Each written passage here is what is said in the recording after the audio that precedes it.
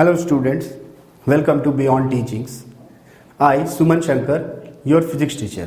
आज जो टॉपिक हम लोग डिस्कस करने वाले हैं वो है फ्रिक्शन। ओके, फ्रिक्शन तो हम लोगों ने प्रीवियस क्लासेस में पढ़ा था, याद है आप लोगों को। प्रीवियस क्लास में हम लोगों ने पढ़ा था कि फ्रिक्शन का डेफिनेशन पढ़ा कि फ्रिक्शन क्या होता है, ठीक है। उसके बाद हम लोगों ने पढ़ा कि फ्रिक्शन कितने टाइप्स के होते हैं। ओके, तो आज का जो टॉपिक है उसमें हम लोग फ्रिक्शन चैप्टर को थोड़ा और आगे कंटिन्यू करते हैं। और जो हमारा नेक्स्ट टॉपिक है फ्रिक्शन चैप्टर में वो है फैक्टर्स अफेक्टिंग फ्रिक्शन, ठीक है। मतलब what are the factors which affect friction, ठीक है। मतलब ऐसा कौन कौन सा चीज है जो फ्रिक्शन को क्या करता है, इफेक्ट करता है, उसके कारण फ्रिक्शन बढ़ जाता है या घट जाता है, ठीक है। तो इसमें जो सबसे पहला फैक्टर है वो है स्मूथनेस ऑफ द सरफेस, ठीक है।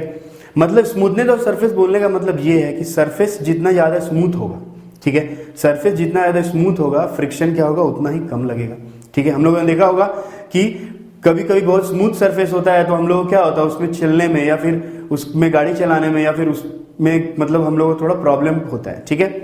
होता है ना, अगर मैं खेल रहा हूँ कोई स्मूथ सरफेस है सपोज, या फिर मेरा जूता का सोल क्या है पूरा स्मूथ है, तो मैं क्या कर रहा हूँ, अगर मैं खेल रहा हूँ तो वहां पे मुझे प्रॉब्लम होता है, मेरा बैलेंस क्या होता है, खराब हो जाता है, ठीक है।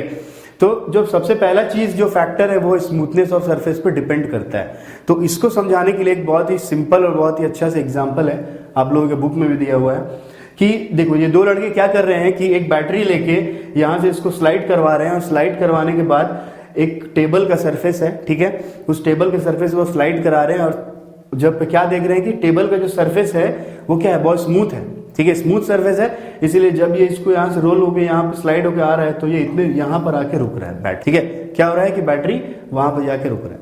लेकिन अब उस बच्चे ने क्या किया कि इस टेबल पे एक कुछ कारपेट या कुछ कपड़ा बिछा दिया, ठीक है। तो जैसे ये क्लोथ को इसने बिछाया यहाँ पे तो क्या हुआ, फिर से वही सेम काम उसने किया। तो उसने क्या देखा कि बैटरी यहाँ से स्लाइड होते हुए रोल होते हुए आके क्या हो जा रही है, पहले ही रुक जा रही है, ठीक है। तो उसका रीजन क्या है, सरफेस का स्मूथनेस। मतलब जी सरफेस क्या है, यहाँ पे सरफेस बहुत स्मूथ है, ठीक है, यहाँ पे क्या है, सरफेस बहुत स्मूथ है। इसीलिए क्या हो रहा है कि ये जो बैटरी है ये बहुत दूर तक चले जा रही है। क्यों? क्योंकि हमने कल भी पढ़ा था ये चीज, पिछले क्लास में पढ़ा था ये चीज कि सरफेस जितना स्मूथ होता है उतना ही फ्रिक्शन क्या होता है, लेस होता है। ये पढ़ा है ना हमने, ये चीज याद हो आप लोगों को। सरफेस जितना स्मूथ होता है फ्रिक्शन क्या होता है उतना ही लेस होता है, कम लगता है, ठीक है। और ठीक उसका अपोजिट जो यहाँ पे हुआ, अब जैसे ही क्या किया इसने यहाँ पे कपड़ा ऐसे ही बिछाया तो अब सरफेस क्या हो गया, उतना स्मूथ नहीं रह गया। तो अब सरफेस कैसा बन गया, सरफेस बन गया रफ, ठीक है। तो सरफेस जब रफ होता है, ठीक है, जब सरफेस क्या होता है, रफ होता है, तो फ्रिक्शन कैसा होता है, ज्यादा हो जाता है, मोर। ओके, सरफेस क्या होता है, जब रफ होता है तो फ्रिक्शन ज्यादा हो जाता है। मतलब कि स्मूथनेस ऑफ सरफेस पे कैसे डिपेंड कर रहा है फ्रिक्शन, तो सरफेस जितना ज्यादा स्मूथ होगा फ्रिक्शन फोर्स उतना ही कम लगेगा, ठीक है। और सरफेस जितना ज्यादा रफ होगा उतना ही फ्रिक्शन फोर्स क्या होगा, ज्यादा लगेगा, ठीक है। तो सरफेस के ऊपर फ्रिक्शन जो है, पहला जो चीज है वो सरफेस के ऊपर डिपेंड करती है, ठीक है। अब ऐसा क्यों होता है कि जो अगर स्मूथ सरफेस है तो स्मूथ सरफेस में फ्रिक्शन फोर्स कम लग रहा है और ये जो है बहुत दूर तक जा रुक नहीं पा रही है, ठीक है। और जब स्मूथनेस मैं कम कर देता हूं, सरफेस को रफ कर देता हूं, तो उस केस में वो क्या हो जा रही है, पहले ही रुक जा रहा है, ठीक है। तो ऐसा क्यों होता है, तो इसका जो रीजन है ये भी एक फैक्टर है फ्रिक्शन का, that is interlocking between the surfaces, ठीक है। इंटरलॉकिंग का मतलब क्या होता है, दो चीज आपस में लॉक होना, ठीक है। तो यहाँ पे दो चीज क्या है, यहाँ पे दो चीज क्या है, दो सरफेस की बात कर रहे हो, ठीक है। कैसे, ठीक है, देखिए जैसे यहाँ पे एग्जांपल दिया हुआ है, ठीक है, एक टेबल है, इस टेबल पे क्या है, एक बुक रखा हुआ है, ठीक है। ये देखिए टेबल है, यहाँ पे क्या रखा हुआ है, बुक रखा हुआ है। अगर मैं माइक्रोस्कोपिक व्यू से, ऐसे तो मुझे जनरली सरफेस कितना रफ है या सरफेस कितना स्मूथ है वो अगर मैं देखूं तो मुझे नॉर्मली पता नहीं चल पाता है, ठीक है, क्योंकि वो क्या है, बहुत माइक्रोस्कोपिक चीज, बहुत सामने से मुझे देखना पड़ेगा, ठीक है ना। तो जब मैं माइक्रोस्कोपिक व्यू से इस टेबल का और इस बुक का दोनों को जब सरफेस को मैं देखता हूं तो मुझे कुछ इस तरह का दिखाई देता है। देखिए ये नीचे वाला जो सरफेस है वो किसका सरफेस है, सरफेस ऑफ टेबल, ठीक है। और ऊपर वाला जो है वो क्या है, सरफेस ऑफ बुक है, ठीक है ना। तो जैसे ही मैंने इस टेबल पे इस बुक को रखा तो दोनों का सरफेस क्या हो गया, आपस में इंटरलॉक, ठीक है, इस तरह से इंटरलॉक हो गया दोनों का सरफेस, ठीक है। तो जब दोनों का सरफेस इंटरलॉक जैसे ही हुआ तो क्या हुआ कि वो उस जगह पे आके रुक गई। अगर ये दोनों सरफेस स्मूथ होता, अगर बुक का सरफेस भी स्मूथ होता, टेबल का सरफेस भी क्या होता, स्मूथ होता, तो मैं बुक को जैसे ही टेबल पर रखता तो बुक क्या वहां टिक ही नहीं पाता, वो क्या होता, स्लिप हो जाता, नीचे गिर जाता, ठीक है। तो उसका रीजन क्या, इंटरलॉकिंग बिटवीन द सरफेसेस, ठीक है। हम लोगों ने देखा होगा कि कभी कभी क्या होता है कि हम लोगों का जो जूता का सोल होता है या चप्पल का जो सोल होता है वो क्या हो जाता है, घिस के पूरा स्मूथ हो जाता है। बहुत दिन तक हम यूज अगर कर रहे हैं उसको तो घिस के पूरा वो क्या होता है, स्मूथ हो जाता है। तो उस केस में भी क्या होता है कि जब हम रोड पे चलते हैं या फिर हम कुछ खेल रहे होते हैं या ग्राउंड पे खेल रहे होते हैं, कुछ भी कर रहे होते हैं, तो उस केस में क्या होता है कि हम लोग का जो बैलेंस होता है वो उतना अच्छा नहीं होता है। क्यों? उसका रीजन इसलिए क्योंकि वही सेम चीज यहाँ पे वही चीज होता है कि अगर मेरा शूज क्या हो गया है, स्मूथ हो गया है उसका सोल, ठीक है, तो उस केस में अगर मैं सरफेस को उसको देखूं तो मुझे कुछ इस तरह का दिखाई देगा।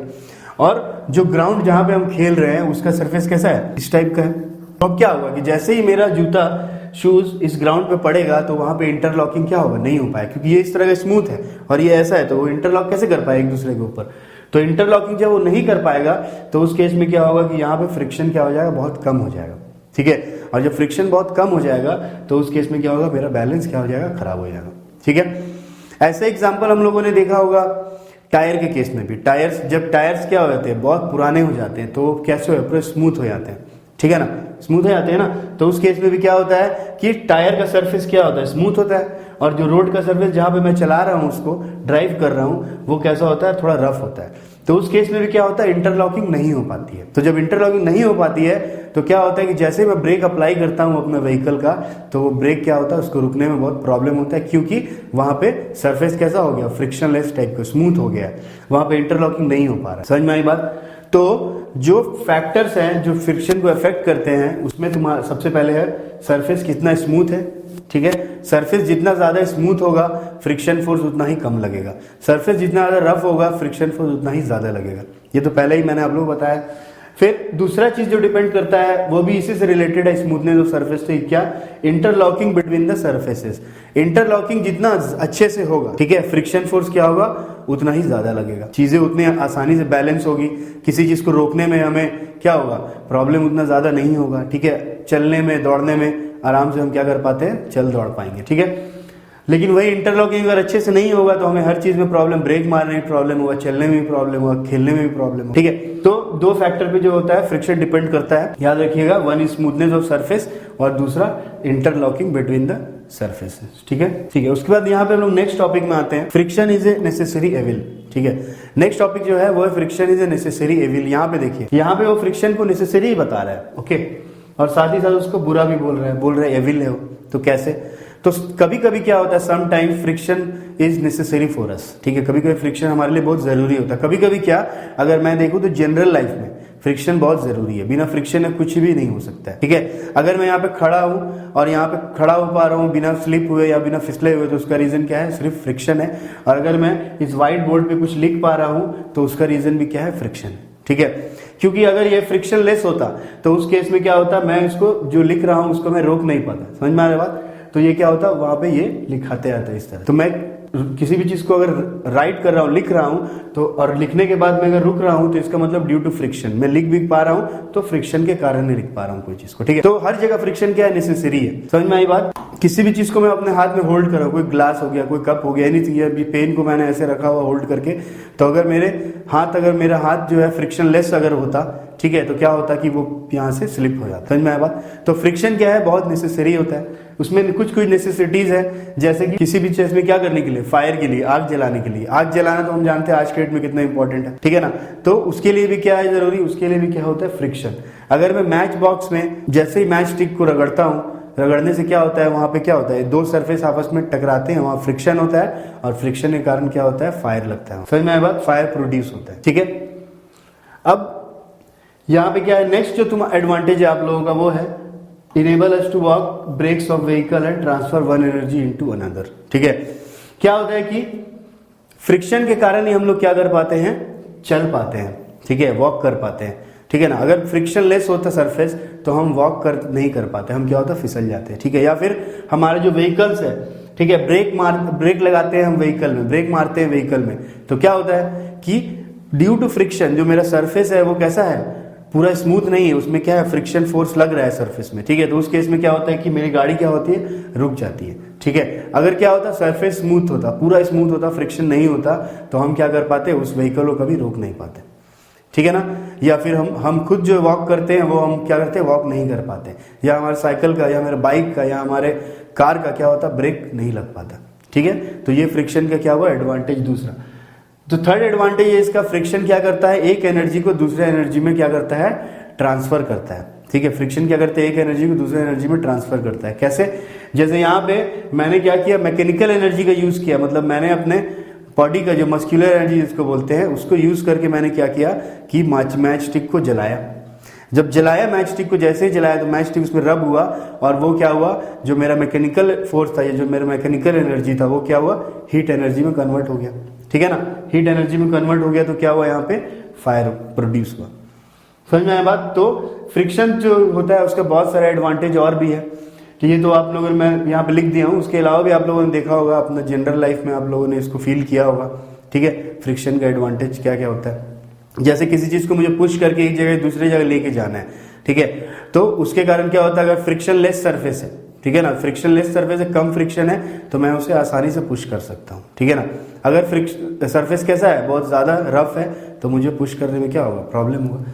तो these are the advantages of friction. ठीक है, उसके बाद फ्रिक्शन को एविल बोला गया है। यहाँ पे जैसे मैंने बोला फ्रिक्शन को एविल बोला गया है, तो उसका रीजन क्या है कि उसका कुछ डिसएडवांटेजेस भी है।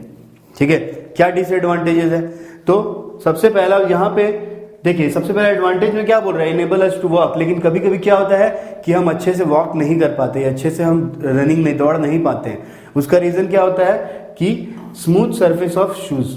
कभी कभी क्या होता है कि हम लोग को जो शूज का जो सोल होता है, सरफेस होता है नीचे वाला, वो क्या हो जाता है, स्मूथ हो जाता है। कैसे, बहुत दिन तक क्या कर रहे हैं हम, एक ही शूज को यूज कर रहे हैं। ठीक है, तो क्या होता है कि उसका जो सरफेस है वो क्या होता है, स्मूथ हो जाता है। तो जब वो स्मूथ हो जाता है तो क्या होता है, फ्रिक्शन फोर्स क्या हो जाता है, बहुत कम लगने लगता है। ठीक है, तो जब फ्रिक्शन फोर्स बहुत कम लगने लगेगा तो फ्रिक्शन फोर्स कम होने से क्या होगा, हमारा बैलेंस बिगड़ेगा। ठीक है ना, हम क्या कर पाएंगे, चल नहीं पाएंगे, दौड़ नहीं पाएंगे। तो ये क्या हुआ, एक इसका डिसएडवांटेज है। फ्रिक्शन के कारण क्या होता है कि कभी कभी हम लोग के जूता का सोल या फिर हम लोग के व्हीकल का टायर्स क्या हो जाता है, स्मूथ हो जाता है। ठीक है, तो उसके कारण क्या होता है कि ब्रेक अप्लाई करने के बाद मुश्किल होता है उसको रोकना, या फिर शूज के कारण जब दौड़ रहे होते हैं तो कभी कभी क्या होता है, हम फिसल के गिर जाते हैं। ठीक है ना, तो इसका रीजन क्या है, ये एक डिसएडवांटेज है फ्रिक्शन का। उसके अलावा भी और बहुत सारे डिसएडवांटेज है, जैसे कि ऑलवेज रेजिस्ट मोशन। फ्रिक्शन क्या करता है, मोशन को हमेशा रेजिस्ट करता है। ये हमने फ्रिक्शन के डेफिनेशन में ही पढ़ा। ठीक है ना, ऑलवेज अपोजिट डायरेक्शन में लगता है, मोशन के अपोजिट डायरेक्शन में फ्रिक्शन लगता है।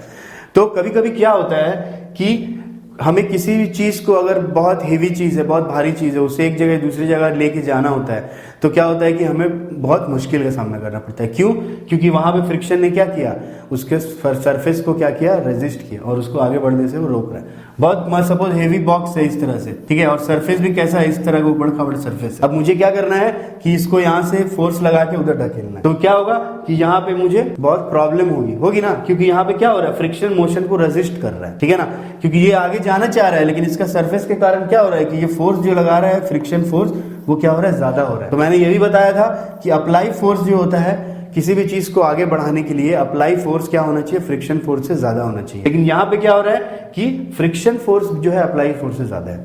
ठीक है ना, तो उस केस में क्या होगा कि मोशन क्या होगा, हमारा रेजिस्ट होगा, हमें एक जगह दूसरी जगह किसी चीज को ले जाने में क्या होगा, थोड़ा ज्यादा लगाना पड़ेगा पावर। समझ में आ रही है बात। ठीक है, दूसरा जो इसका डिसएडवांटेज है वो है decreases the life of wheels. ये तो अभी मैंने आपको तुरंत बताया कि लाइफ ऑफ द व्हील क्या हो जाता है, डिक्रीज हो जाता है। मतलब कि जो व्हील्स है, चक्का है कोई भी चीज का, जैसे सपोज हम लोग बाइक या कार या साइकिल चलाते हैं, तो क्या होता है कि बहुत दिन तक वो रोड में चलते चलते क्या होता है, उसका व्हील जो होता है वो क्या होता है, स्मूथ हो जाता है। ठीक है ना, जब वो स्मूथ हो जाता है तो उससे क्या होता है कि व्हील का लाइफ तो घटता ही है। ठीक है, व्हील का लाइफ क्या होता है, व्हील का लाइफ तो डिक्रीज हो ही रहा है, साथ ही साथ क्या हो रहा है, वो हमारे लिए क्या हो जाता है, डेंजरस भी हो जाता है ना, कि अगर मैं उस टाइप के स्मूथ टायर को लेकर कहीं पे जा रहा हूं, अगर जो मैंने ब्रेक अप्लाई किया तो क्या होता है, ब्रेक ही नहीं लगता है। कभी कभी एक्सीडेंट होने का भी मतलब चांसेस हो जाता है, गाड़ी क्या होता है, स्कीड कर जाता है। ठीक है, तो ये हो गया decrease the life of wheels को डिक्रीज करता है। नेक्स्ट जो है वो है wear and tear of machines. Machines का जो पार्ट होता है, मशीनरी पार्ट्स, जैसे आप लोगों ने सुना होगा, बहुत लोग बोलते हैं भाई ब्रेक शू जल गया, कोई बोलता भाई क्लच प्लेट जल गया, सुना होगा ना।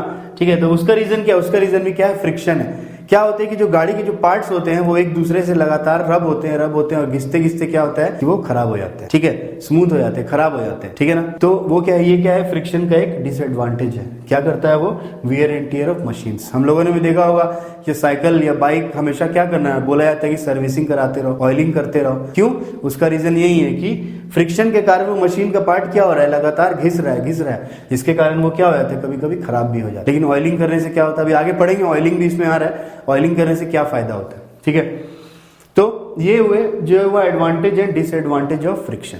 ठीक है, समझ में आया बात? मतलब कि फ्रिक्शन कहीं कहीं पे बहुत ज़रूरी भी होता है और फ्रिक्शन कहीं कहीं पे क्या होता है, हमें हमारे लिए बुरा भी होता है, नुकसान भी पहुंचाता है। ठीक है, समझ में आ रही है बात? ठीक है, ठीक है, चलिए तो नेक्स्ट में आते हैं हम लोग। नेक्स्ट जो टॉपिक है हम लोगों का वो है इंक्रीजिंग एंड रिड्यूसिंग फ्रिक्शन। ठीक है, अब जैसे मैंने आप लोगों को बताया कि कभी कभी क्या होता है, फ्रिक्शन हमारे लिए एडवांटेज तो देता है, ठीक है, उसको हटा देते हैं, लेकिन कभी कभी डिसएडवांटेज हो जाता है फ्रिक्शन के, जैसा भी मैंने बताया। तो उसके लिए क्या करना पड़ता है मुझे कि उस डिसएडवांटेज को कवर करने के लिए कभी कभी हमें फ्रिक्शन को बढ़ाना पड़ता है, कभी कभी हमें फ्रिक्शन को क्या करना पड़ता है, घटाना पड़ता है। ठीक है, तो उसी को हम लोग बोलते हैं इंक्रीजिंग एंड डिक्रीजिंग फ्रिक्शन या इंक्रीजिंग एंड रिड्यूसिंग फ्रिक्शन।